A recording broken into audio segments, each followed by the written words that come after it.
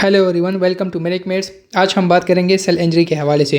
Cell injury की definition क्या है? इसकी डिफिनीशन हमारे पास है, a variety of stresses a cell encounter as a result of changes in its internal और एक्सटर्नल एनवायरनमेंट। जब भी कोई भी स्ट्रेस वगैरह होगा सेल के इंटरनल या एक्सटर्नल एनवायरनमेंट में, तो वो जो फेस करता है उस चेंजेस को, इसको कहते हैं सेल इंजरी। सेल इंजरी हमारे पास बेसिकली दो तरह के हैं। एक है हमारे पास स्टार्ट में क्या होगा, अगर हमारे पास छोटा सा स्ट्रेस हो या स्मॉल स्ट्रेस हो या फॉर शॉर्ट टाइम हो, तो वो हमारे पास रिवर्सिबल चेंजेस होंगे। अगर आप उस स्ट्रेस को हटा दोगे तो सेल दोबारा अपने नॉर्मल फंक्शन में आ जाएगा। तो इनिशियली क्या होगा, हमारे पास रिवर्सिबल चेंजेस अगर उसको हटा दिए तो हमारे पास सेल की लाइफ जो है वो पॉसिबल है। और इसमें हमारे पास क्या है कि जो स्ट्रेसेस वगैरह आते हैं तो सेल हमारे पास एडॉप्टेशन इख्तियार कर लेता है, उस न्यू इन्वायरमेंट के अकॉर्डिंग वो अपने आप को चेंज कर लेता है। एडाप्टेशन पे हम सेपरेट एक वीडियो बनाएंगे, इसके फर्दर 4 to 5 टाइप्स है और उसको हम डिटेल से डिस्कस करेंगे। और अगर इसके बाद हमारे पास परसिस्टेंटली वो स्ट्रेस होगा और सेल की जो इंजरी है वो और एडवांस स्टेज में चली जाएगी, तो फिर हमारे पास वो जो चेंजेस होंगे वो हमारे पास इरिवर्सिबल चेंजेस हो जाएंगे और एट द एंड क्या होगा, हमारे पास सेल डेथ हो जाएगा। सेल डेथ फिर हमारे पास दो तरह के, एक होता है हमारे पास नेक्रोसिस और एक होता है हमारे पास एपोप्टोसिस। नेक्रोसिस में क्या होता है, इन्फ्लेमेशन होता है और इसमें सिर्फ एक सेल नहीं बल्कि सराउंडिंग में बहुत सारे सेल्स मर जाते हैं। और एपोप्टोसिस में हमारे पास प्रोग्राम सेल डेथ होता है, जिसमें सिर्फ एक ही सेल छुप के खुदकुशी कर लेता है, बाकी किसी को पता भी नहीं चलता। तो नेक्रोसिस और एपोप्टोसिस जो सेल डेथ है, इस पे हम अलग एक एक वीडियो बनाएंगे और उसमें डिटेल से इसको डिस्कस करेंगे। अभी हम करते हैं सेल इंजरी के काजेज़ को। मेनली हमारे पास सेल इंजरी के जो काजेज़ है वो क्या क्या है। सबसे पहले जो मोस्ट कॉमन काज है सेल इंजरी का वो है हमारे पास हाइपोक्सिया, मीन्स के डिक्रीज ऑक्सीजन सप्लाई। अब हाइपोक्सिया हमारे पास most common cause cell injury का क्यों है? क्योंकि हमारे पास जब सेल इंजरी ऑक्सीजन नहीं होगा तो हमारे पास एटीपी जो होगा उसकी प्रोडक्शन हमारे पास डिक्रीज हो जाएगा। अब ये क्यों होता है? बिकॉज हमारे पास जो ऑक्सीजन है वो हमारे पास है final electron acceptor. Final electron acceptor है हमारे पास कहाँ पर? इलेक्ट्रॉन ट्रांसपोर्ट चेन में। तो अगर हमारे पास ऑक्सीजन नहीं होगा तो हमारे पास एटीपी नहीं बनेगा। जब एटीपी नहीं बनेगा तो हमारे सेल की मैक्सिमम जो मशीनरी है वो डिपेंडेंट है एटीपी पे, एनर्जी चाहिए उसको। अगर हमारे पास एनर्जी नहीं होगा तो सेल क्या होगा? इंजर्ड होगा। अब हाइपोक्सिया का हमारे पास जो मेन कंडीशंस है, इसमें हमारे पास जो कंडीशंस है उसमें है हमारे पास ischemia. Ischemia is the most common cause of hypoxia. और इसमें हमारे पास क्या है कि कुछ कंडीशंस है जिसमें हमारे पास ब्लड सप्लाई डिक्रीज हो जाता है। फॉर एग्जांपल हमारे पास है एथेरोस्क्लेरोसिस। इसके अलावा हमारे पास है कोई भी थ्रोम्बस जो हमारे पास ब्लड को रोक लेता है। तो हमारे पास जब ब्लड रोक लेगा तो उससे क्या होगा कि ब्लड सप्लाई डिक्रीज होगी। ब्लड सप्लाई डिक्रीज तो हमारे पास ऑक्सीजन डिक्रीज होगा और वो हमारे पास रिजल्ट करेगा हाइपोक्सिया में। इसके अलावा हमारे पास इसके और क्या करनी है, थ्रोम्बो एम्बोलिस भी हो सकता है। कहीं पे कोई क्लॉट बना था और वो फिर वहाँ से डिटैच होकर कहीं और चला गया, वो हमारे पास एम्बोलाई बन गया। तो ये सारे कंडीशन हाइपोक्सिया के। और हाइपोक्सिया हमारे पास क्या है? मोस्ट कॉमन काज है। तो ये आपने याद रखना है, सेल इंजरी में सबसे मोस्ट कॉमन जो काज है वो हाइपोक्सिया है। इसके अलावा अदर जो काजेज है, पैथोजन, कोई भी पैथोजन हो, हमारे पास वायरसेस है, बैक्टीरियाज है, पैरासाइट्स है, फंगाई है और प्रियॉन्स है। ये हमारे पास वायरस सेल को इंजर्ड करते हैं। और इसमें क्या करते हैं, एक तो डायरेक्टली ये सेल को इंजर्ड करते हैं, या ये जो टॉक्सिन्स बनाते हैं वो हमारे पास सेल को इंजर्ड करते हैं, या जो इन्फ्लेमेटरी रिस्पॉन्स बना होता है उसमें हमारे पास सेल इंजर्ड होते हैं। इसके अलावा हमारे पास इम्यूनोलॉजिक डिसफंक्शंस हमारे पास आते हैं, उसमें भी सेल इंजर्ड होते हैं। जैसा कि हमारे पास है हाइपर सेंसिटिविटी रिएक्शन और ऑटो इम्यून डिजीज़, तो इसमें हमारे पास सेल इंजर्ड होते हैं। नेक्स्ट है हमारे पास कॉन्जेनिटल डिसऑर्डर्स। कॉन्जेनिटल डिसऑर्डर्स में हमारे पास है इनहेरिटेड जेनेटिक म्यूटेशंस, जो हमारे पास मेटाबॉलिज्म के जेनेटिक म्यूटेशंस होते हैं। कोई भी प्रॉब्लम होगा मेटाबॉलिज्म से रिलेटेड, उसमें भी हमारे पास सेल इंजर्ड होता है। और फिफ्थ वन है हमारे पास केमिकल इंजरीज। बहुत सारे केमिकल्स है जो हमारे सेल को इंजर्ड करते हैं। सबसे पहले उसमें हमारे पास क्या है? ड्रग्स। सबसे पहले हमारे पास है ड्रग्स, जो जो ड्रग्स है वो हमारे पास सेल को इंजर्ड करते हैं। इसके अलावा हमारे पास पॉइजन्स है, साइनाइड पॉइजन है, आर्सेनिक है, मरकरी है। तो ये सारे भी हमारे सेल्स को इंजर्ड करते हैं। पोल्यूशन हो गया। इसके अलावा हमारे पास ऑक्यूपेशनल एक्सपोजर हो गया। फॉर एग्जांपल एस्बेस्टोसिस या CCl4 या कार्बन मोनोऑक्साइड, इसकी एक्सपोजर जो ये भी हमारे पास सेल को इंजर्ड करते हैं। या हमारे पास सोशल या लाइफ स्टाइल जो चॉइसेस है, फॉर एग्जांपल कोई बंदा अल्कोहलिक है या स्मोकिंग करता है या IV ड्रग अब्यूज़र है, तो उसके लाजमी बात है ये जो हमारे पास है ये स्ट्रेसेस है और इसके रिजल्ट में हमारे पास सेल जो है वो इंजर्ड होंगे। इसके अलावा हमारे पास नेक्स्ट जो काज है वो है हमारे पास फिजिकल इंजरीज। फिजिकल इंजरीज में हमारे पास क्या क्या आता है, कोई भी डायरेक्ट ट्रामा सेल्स को, या हमारे पास बर्न्स को, या फोस्प्राइट, और या रेडिएशन। रिमेंबर कि फिजिकल ट्रामा में हमारे पास ये जो रेडिएशन है ये हमारे पास मोस्ट कॉमन काज है। और ये हमारे पास मोस्ट कॉमन काज क्यों है, क्योंकि रेडिएशन हमारे पास क्या करता है, डीएनए को डैमेज कर सकता है, और जब डीएनए डैमेज होगा तो हमारे पास म्यूटेशन हो सकते हैं। इसके अलावा क्या है कि रेडिएशन हमारे पास फ्री रेडिकल्स बनाते हैं, वाटर से हमारे पास बनाते हैं फ्री रेडिकल्स, और फ्री रेडिकल हमारे पास डेंजरस चीज़ है हमारे सेल्स के लिए, तो वो ये हमारे पास इंजर्ड कर सकते हैं। तो रेडिएशन, हाइपोक्सिया, ये मोस्ट कॉमन काजेज हैं। इसके अलावा बाकी भी सारे इंपॉर्टेंट, लेकिन ये जो है ये बहुत इंपॉर्टेंट, क्योंकि रेडिएशन में क्या होगा, हमारे पास डीएनए डैमेज होगा, और जब डीएनए डैमेज होगा तो फिर आपकी सेलुलर जो मशीनरी है वो सही से काम नहीं करती, क्योंकि प्रोटीन सही नहीं बनेगी, ट्रांसक्रिप्शन सही नहीं होगी, बाकी सारी चीज़ें। इसके अलावा हमारे पास अदर काजेज़ में हमारे पास कोई न्यूट्रिशनल या विटामिन इम्बैलेंस जो है उसमें भी हमारे पास सेल इंजर्ड हो सकता है। उसमें हमारे पास सबसे पहले इनएडिक्वेट कैलोरी या प्रोटीन इनटेक। इसमें हमारे पास दो है, एक है हमारे पास मरस्मस और एक है हमारे पास ख्वाशिरखोर। मरस्मस में हमारे पास क्या होता है कि टोटल कैलोरी इनटेक जो है वो हमारे पास डिक्रीज़ हो जाता है, लेकिन ये इतनी इंपॉर्टेंट नहीं है। जो इंपॉर्टेंट डिजीज़ है हमारे पास वो है हमारे पास ख्वाशिरखोर। इसमें हमारे पास क्या होता है, सिर्फ और सिर्फ जो टोटल प्रोटीन इनटेक वो हमारे पास डिक्रीज़ हो जाता है। इसमें हमारे पास बहुत सारी कंडीशन, जब हमारे पास प्रोटीन नहीं होगा तो हमारे पास क्या हो सकता है, एडीमा हो सकता है, जिसको जनरलाइज एडीमा आता है, उसका नाम है अनासार का एडीमा, जिसको कहते हैं जनरलाइज एडीमा, क्योंकि प्रोटीन क्या करता है, वाटर को होल्ड करते हैं जब प्रोटीन नहीं होंगे। इसके अलावा हमारे पास और कंडीशन फैटी लिवर काज कर सकते हैं, इसके अलावा डर्माटाइटिस काज कर सकते हैं। तो ये हमारे पास इंपॉर्टेंट डिजीज़ है। इसके अलावा हमारे पास नेक्स्ट जो कंडीशन है इसमें हमारे पास है एक्सेसिव कैलोरी इनटेक जब होगी तो उसमें हमारे पास जो कंडीशंस होंगे वो हमारे पास सेल इंजर्ड करेंगे। फॉर एग्जांपल ओबेसिटी को लीड करेगा या अथीरोस्क्लेरोसिस बनाएगा। अथीरोस्क्लेरोसिस बनाएगा तो फिर हमारे पास सेम कंडीशन कहाँ पर आ जाती है, जब अथीरोस्क्लेरोसिस होगा तो हमारे पास इस्कीमिया होगा, और इस्कीमिया का रिजल्ट क्या होगा, हाइपोक्सिया होगा, और हाइपोक्सिया क्या होगा, डिक्रीज एटीपी प्रोडक्शन। तो सेल जो है इंजर्ड होंगे। इसके अलावा हमारे पास बहुत सारे विटामिन डिफिशिएंसी जो है उससे हमारे पास मसले पैदा हो सकते हैं। फॉर एग्जांपल हमारे पास अगर विटामिन ए की बात करें तो उसमें हमारे पास नाइट ब्लाइंडनेस या नेक्टलोपिया होगा, या हमारे पास स्क्वेमस सेल मेटाप्लेजिया होगा, क्योंकि हमारे पास विटामिन ए हमारे लिए रिक्वायर्ड है स्क्वेमस सेल की मैच्योरेशन के लिए। इसके अलावा इम्यून डिफिशिएंसी भी काज कर सकता है। विटामिन सी में हमारे पास स्कर्वी डिजीज़, इसमें हमारे पास ब्लीडिंग गम्स होगा। विटामिन सी हमारे लिए इंपॉर्टेंट है, किस लिए, क्योंकि हमारे पास जो कोलेजन है उसकी क्रॉस लिंकिंग के लिए हमारे पास विटामिन सी इंपॉर्टेंट है, और उसको रिजिड बनाने के लिए तो विटामिन सी हमारे पास इंपॉर्टेंट है इस चीज़ के लिए। विटामिन डी हमारे पास क्या है, इससे दो कंडीशन सबको पता है, रिकेट्स बच्चों में और ऑस्टियोमलेशिया एडल्ट्स में होता है। इसके बाद है नेक्स्ट जो इंपॉर्टेंट है हमारे पास वो है हमारे पास विटामिन के।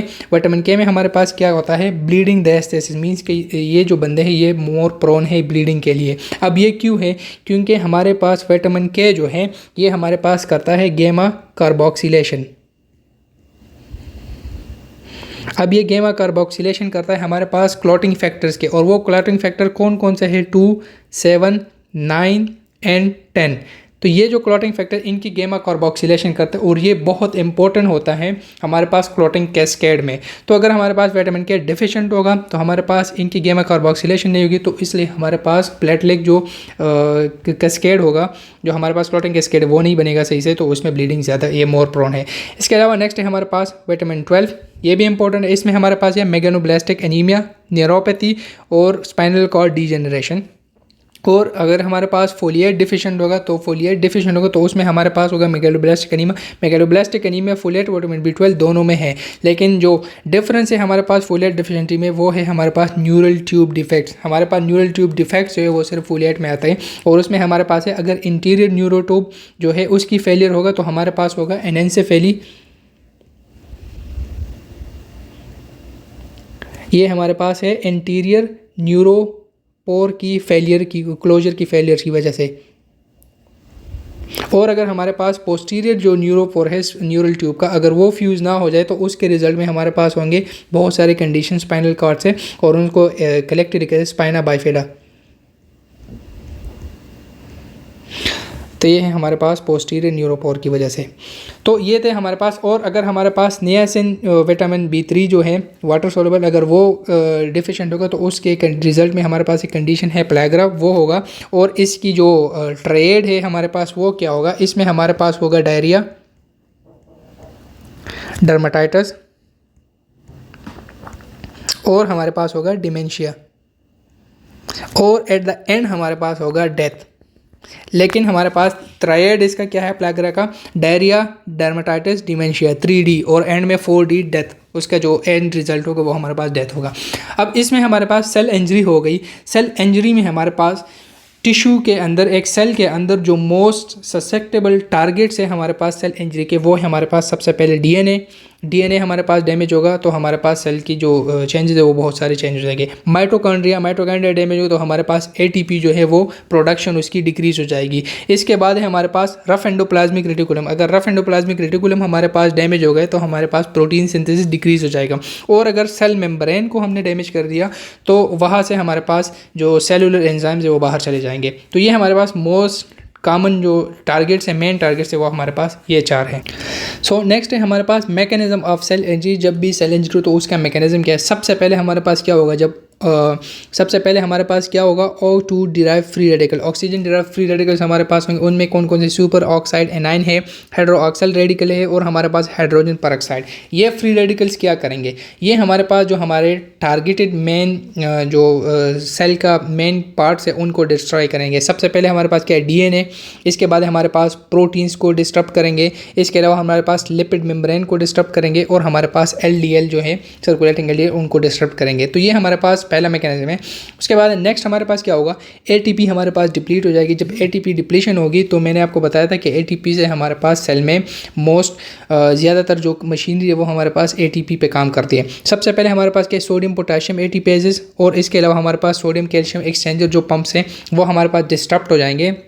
जब ये हमारे पास डिस्टर्ब हो जाएंगे तो सेल के अंदर जो एनाइंस है उनकी जो इलेक्ट्रोलाइट्स उसका इम्बैलेंस हो जाएगा, और इसके अलावा फ्लूइड इम्बैलेंस भी हो जाएगा। इसको आगे हम डिस्कस करेंगे।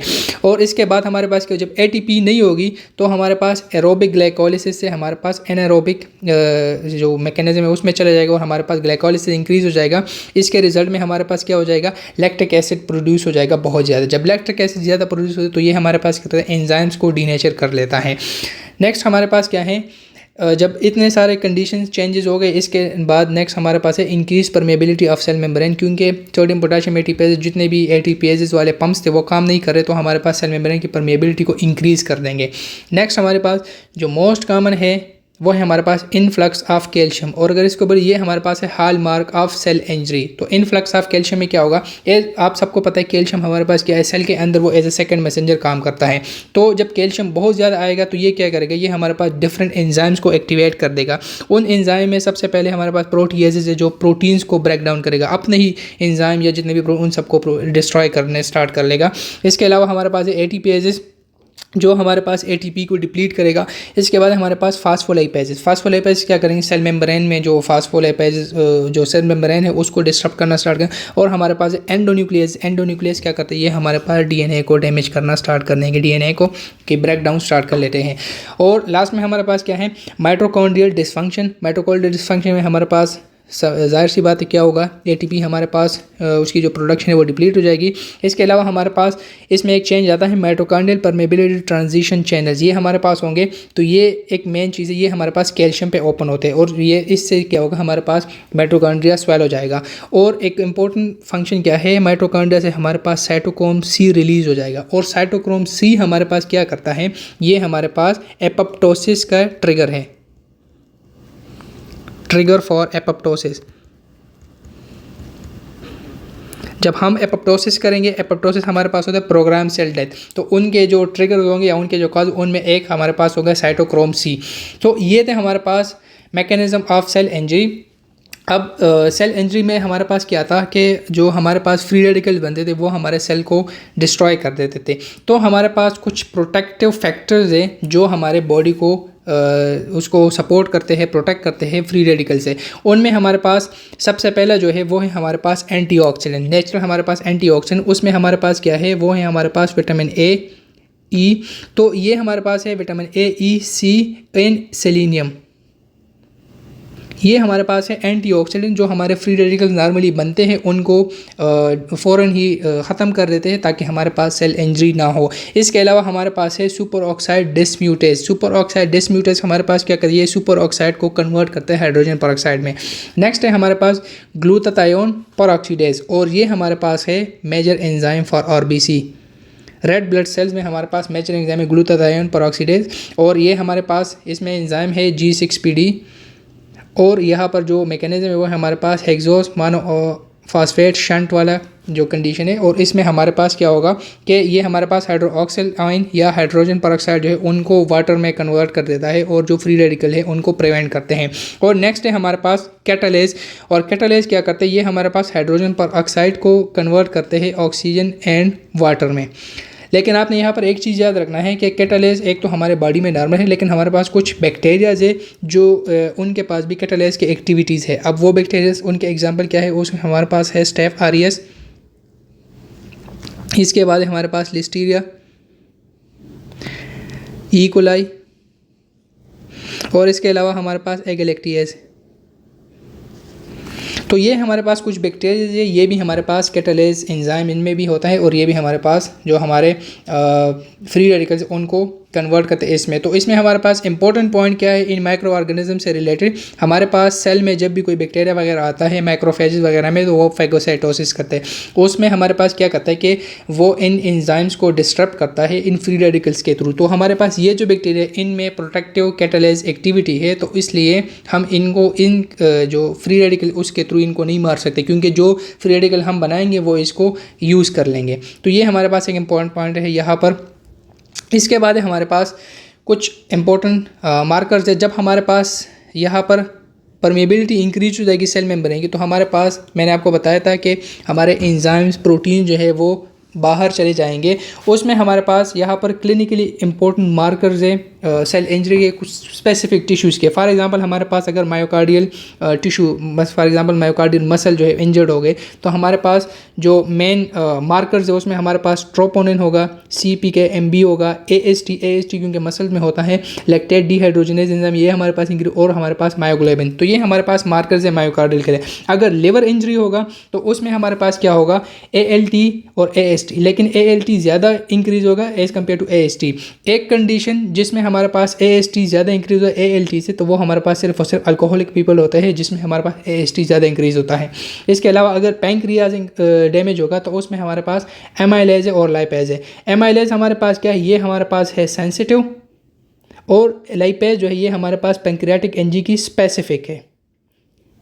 इसके अलावा हमारे पास है बिलियरी ट्रैक्ट ऑब्स्ट्रक्शन, उसमें हमारे पास है ALP, और एक और एंजाइम है वो है हमारे पास गामा ग्लूटामाइल ट्रांसफरेज। तो ये दो एंजाइम हमारे पास बिलियरी ट्रैक्ट ऑब्स्ट्रक्शन के मार्कर्स है। तो ये कुछ इंपॉर्टेंट जो क्लिनिकली इंपॉर्टेंट मार्कर्स है वो हमारे पास ये थे। लास्ट जो हमारे पास इस लेक्चर का लास्ट पार्ट है वो है हमारे पास reversible and irreversible cell injury. Reversible cell injury में क्या होगा कि सेल सबसे पहले इंजरी को लिए एक्सपोज होगा, तो वो उसको ट्रीट करने की कोशिश करेगा, अपने आप को अडाप्ट करेगा, और अगर उसके बस से ख़त्म हो गया, उसकी जो पावर थी सब कुछ उसने जितने भी हर्ब इस्तेमाल करने थे सब कुछ ख़त्म कर लिए, और उसके बाद भी वो जो स्ट्रेस है वो नहीं हट रहा, तो फिर वो डेथ की तरफ चला जाएगा, जो इरिवर्सिबल सेल इंजरी। तो रिवर्सिबल सेल इंजरी में हमारे पास क्या होता है, सबसे पहले हमारे पास ATP के जो सिंथेसिस है वो डिक्रीज़ हो जाती हैं। इसके अलावा हमारे पास जब ATP की फंक्शन डिक्रीज़ हो जाती है तो हमारे पास जो सोडियम पोटेशियम ATPase पंप है सेल मेम्ब्रेन का उसकी डिक्रीज़ हो जाती है, फंक्शन की एक्टिविटी जो है वो डिक्रीज़ हो जाएगी। तो उसमें हमारे पास क्या होगा कि हमारे पास हाइड्रोफिक स्वेलिंग होगा, क्योंकि हमारे पास सेल के अंदर कैल्शियम सोडियम जो है वो ज़्यादा आएगा। जब सोडियम ज़्यादा आता है तो सोडियम को फॉलो कौन करता है, वाटर करता है। जब सोडियम के बाद वाटर आएगा तो हमारे पास स्वेल हो जाएगा, और इसके अलावा हमारे पास एंडोप्लाज्मिक वो भी स्वेल हो जाएगा।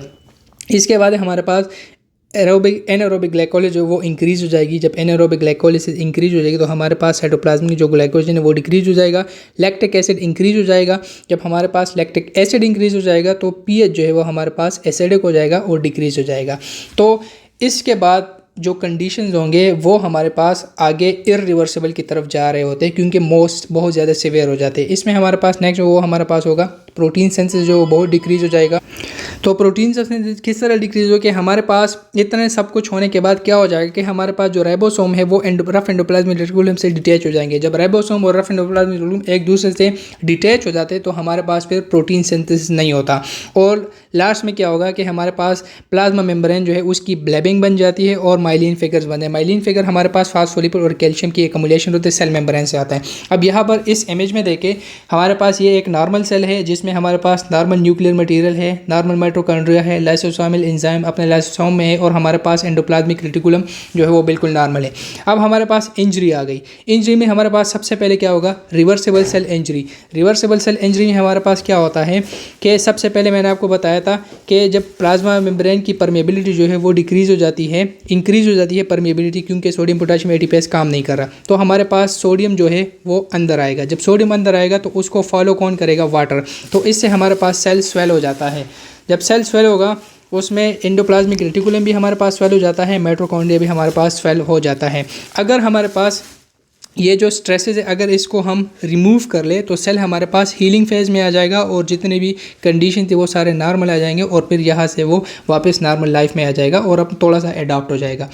अगर हमारे पास यहाँ से कंडीशन और सिवियर होती चली गई, स्ट्रेस जो है वो इंक्रीज़ हो जाएगा, तो हमारे पास वो कन्वर्ट हो जाएगा इरिवर्सिबल सेल इंजरी में। इरिवर्सिबल सेल इंजरी में हमारे पास क्या होगा कि हमारे पास सिवियर मेम्ब्रेन डैमेज होगा, उसमें हमारे पास कैल्शियम जो है बहुत ज़्यादा सेल के अंदर आ जाएगा। जब कैल्शियम बहुत ज़्यादा सेल के अंदर आ जाएगा तो सेकंड मैसेंजर क्या करेगा, बहुत सारे जो हमारे पास साइटोप्लाज्मिक एंजाइम्स है वो बाहर चले जाएंगे, और प्रोटीन्स और वो जो मार्कर्स मैंने आपको बताए वो सारे इसके एग्जांपल्स थे। इसके अलावा हमारे पास माइटोकॉन्ड्रियल डिसफंक्शन सीवियरली डिक्रीज हो जाएगा। इसके अलावा हमारे पास क्या होगा, लाइसोसोमल एंजाइम जो हमारे पास डिग्रेडेटिव एंजाइम्स होते हैं वो हमारे पास लाइसोसोम से बाहर आ जाएंगे, और ये हमारे पास डाइजेस्टिव एंजाइम और ये सेल को खाना स्टार्ट करेंगे, इसको कहते हैं ऑटोफेजी। और लास्ट में हमारे पास न्यूक्लियर चेंजेस स्टार्ट हो जाते हैं। न्यूक्लियर चेंजेस में हमारे पास सबसे पहले क्या होगा, पिक्नोसिस होगा, जिसमें हमारे पास न्यूक्लियर का जो क्रोमोसोम है वो कंडेंस हो जाता है। फिर उसके बाद हमारे पास कैरियोहेक्सिस होता है, जिसमें हमारे पास जो न्यूक्लियर मटेरियल है उसकी फ्रेगमेंटेशन हो जाती है, और कैरियोलाइसिस जिसमें हमारे पास न्यूक्लियस का जो कंडीशन है वो सारा डिसरप्ट हो जाता है, वो डिसोल्यूट हो जाता है।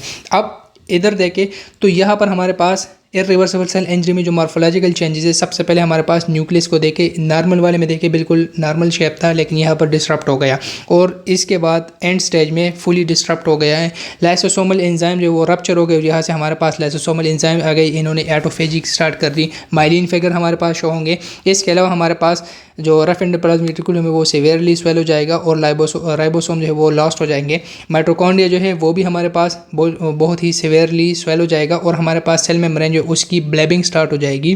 तो ये हमारे पास सेल इंजरी के फाइनल स्टेजेस होते हैं, इरिवर्सिबल सेल इंजरी के। इसके बाद हमारे पास क्या होगा, नेक्रोसिस। नेक्रोसिस में हमारे पास ये सेल डेथ है, ये नेक्रोसिस की, और इसमें हमारे पास इन्फ्लेमेटरी रिस्पांस होता है, और इसमें एक सेल नहीं बहुत सारे सेल जो है वो ख़राब हो जाते हैं। न्यूक्लियर चेंजेस हमारे पास क्या होंगे, पिक्नोसिस होगा। पिक्नोसिस में न्यूक्लियर जो क्रोमोसोम है नॉर्मल सेल में नॉर्मल है, लेकिन यहाँ पर सारा कंडेंस हो जाएगा। फिर उसके बाद कैरियोहेक्सिस और फिर कैरियोलाइसिस। अगर हमारे पास एपोप्टोसिस की बात करें तो एपोप्टोसिस हमारे पास क्या है, प्रोग्राम सेल डेथ है। मीन्स के सेल जो है खुद चुपचाप के अपने आप को खुदकुशी कर लेता है, बाकी किसी को भी पता नहीं चलता। और अगर नेक्रोसिस होगा तो वो पिक्नोसिस से सीधा आएगा आपके पास यहाँ पर कैरियोलाइसिस में। अगर एपोप्टोसिस होगा तो प्रोग्रामिंग के थ्रू पहले पिक्नोसिस होगा, फिर कैरियोहेक्सिस होगा, और उसके बाद एक बिल्कुल प्रोग्राम के तहत कैरियोलाइसिस करके अपनी लाइफ को ख़त्म कर देगा। तो ये हमारे पास चेंजेस होते हैं सेल इंजरी से रिलेटेड, और ये टोटल डिटेल था हमारे पास सेल इंजरी के, इसमें काजेस के, mechanism, reversible and irreversible cell injury के। तो आई होप आपको इसमें कोई भी मसला नहीं होगा इंशाल्लाह। अगर आपको इसमें कहीं पे कोई भी मसला होगा आप मुझसे पूछ सकते हैं, और इंशाल्लाह इस टॉपिक के नेक्स्ट पार्ट में हम सेलुलर एडाप्टेशन पे डिटेल से बात करेंगे, और उसको हम डिटेल से डिस्कस करेंगे, और उसमें साथ कोरिलेट करेंगे डिफरेंट डिजीज़ से रिलेटेड। फिर हम सेल डेथ में बात करेंगे। सेल डेथ में हमारे पास नेक्रोसिस और एपोप्टोसिस इंशाल्लाह। अगर आपको ये वीडियो अच्छी लगी हो तो वीडियो को लाइक करें, कमेंट करें, और अपने दोस्तों के साथ भी शेयर करें, ताकि सबको ये इन्फॉर्मेशन मिलती रहे।